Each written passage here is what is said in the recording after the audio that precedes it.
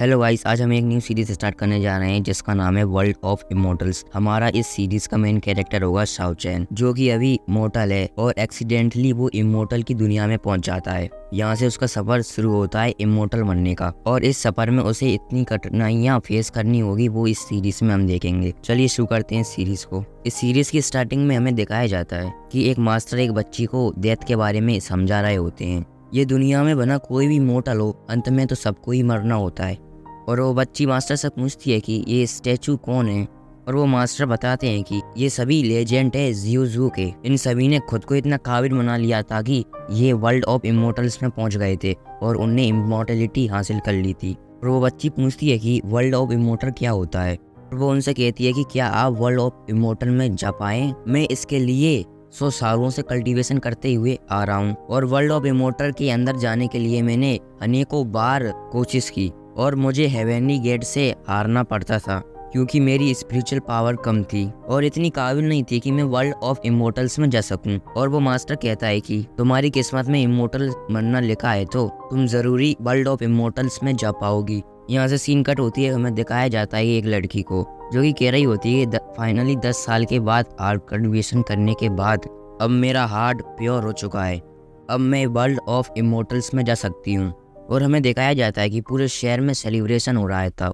फिर हम देखते हैं कि एक बंदा स्क्रोल को पढ़ रहा होता है और कहता है कि ये सेलिब्रेशन हमारी गॉडेस के लिए हो रहा है, जो कि वो इमोर्टलिटी के लिए आगे बढ़ने वाली हैं, और सभी लोगों को परमिशन दी जा रही है कि और सभी लोग रेड डस्ट शील्ड की तरफ जाएं और गॉडेस के लिए दुआ करें कि वो सक्सेसफुली वर्ल्ड ऑफ इमोर्टल्स में चली जाएं। और वहाँ पर सभी लोग खुश थे, और कुछ लोग कह रहे होते हैं कि पिछले 100 सालों से पहले ही कोई हेवेनली एसोसिएशन के लिए इमोर्टल बना होगा, जब से अब तक कोई भी इमोर्टल नहीं बना।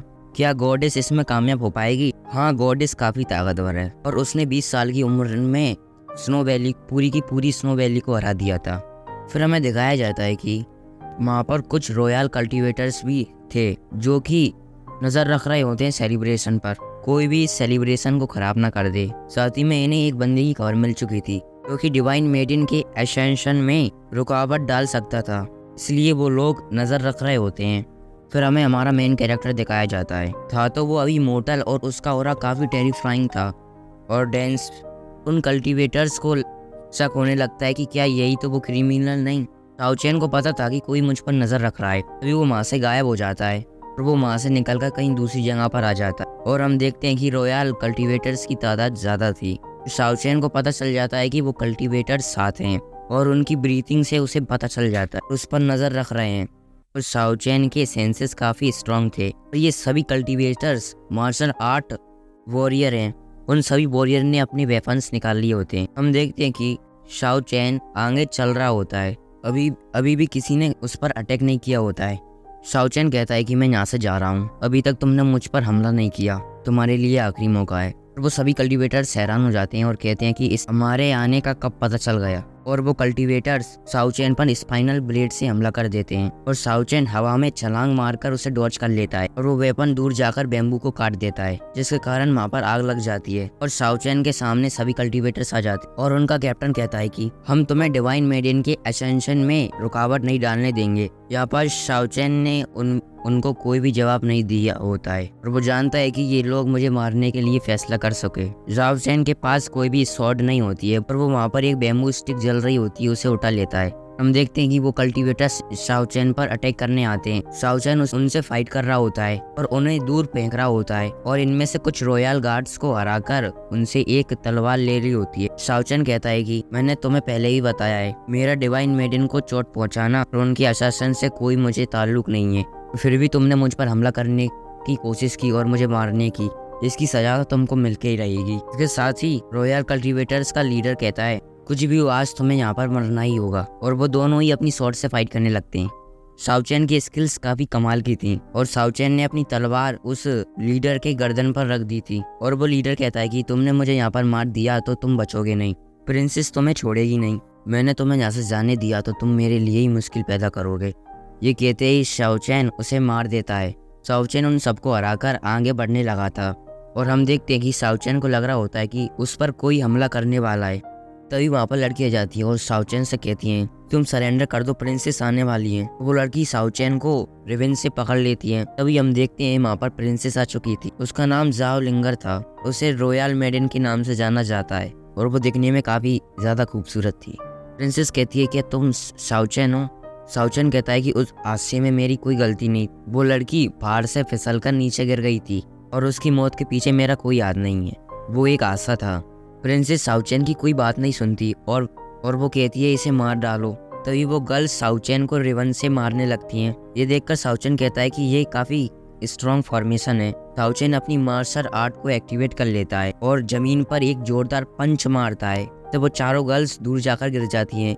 साउचैन वो रिवन से छूट जाता है और वो छलांग लगाकर प्रिंसेस पर हमला करने जाता है। साउचैन ने प्रिंसेस पर हमला करना स्टार्ट कर दिया था और साउचैन उसके सामने कमजोर पड़ रहा था। लिंगर साउचैन को 2 फिंगर से पीछे कर देती है। हम देखते हैं कि लिंगर साउचैन पर शॉट से अटैक करने के लिए आगे बढ़ती है। ये देखकर साउचैन अपने सामने एक शील्ड क्रिएट कर लेता है और वो शॉट सीधा साउचैन की शील्ड से टकरा जाती है और साउचैन की शील्ड काफी कमजोर पड़ रही होती है। साउचैन सोच रहा होता है कि अब भागने में ही भलाई है। फिर हम देखते हैं कि साउचैन वहां से भाग रहा होता है। फिर प्रिंसेस साउचैन का पीछा करने लग वो अपने साथियों से वहीं रुकने का कहकर आगे बढ़ जाती है। प्रिंसेस साउचैन से कहती है तुम कितना ही तेज भाग लो, आज तुम्हें मुझसे कोई नहीं बचा सकता। फिर हम देखते हैं कि प्रिंसेस ने साउचैन पर अटैक करना शुरू कर दिए थे और साउचैन अटैकों को डॉज करते हुए भागने की कोशिश कर रहा था। साउचैन का बचना यहाँ पर मुश्किल था। फिर हम देखते हैं कि प्रिंसेस ने रेनबो शॉट टेक्निक का इस्तेमाल करते हुए साउचैन पर अटैक कर दिया था। साउचैन काफी मुश्किल से उन अटैक को डॉज कर रहा होता है। साउचैन सोचता है मैं इसके अटैक से बच तो सकता हूँ, ये कोई सोल्यूशन नहीं है इससे बचने का।